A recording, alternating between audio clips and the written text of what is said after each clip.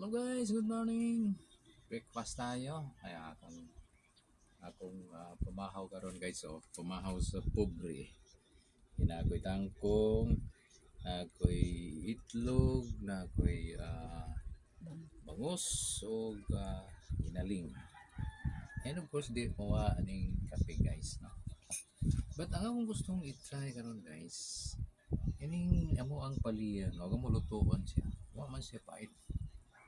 So akong try ni siya o kaon nga ganing walay kuan wala to kilaw na ko guys, no?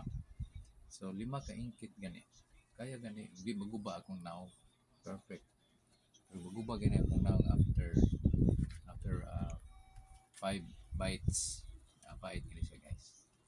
Sige, try na to. O man dihay kuan po, sige try na to.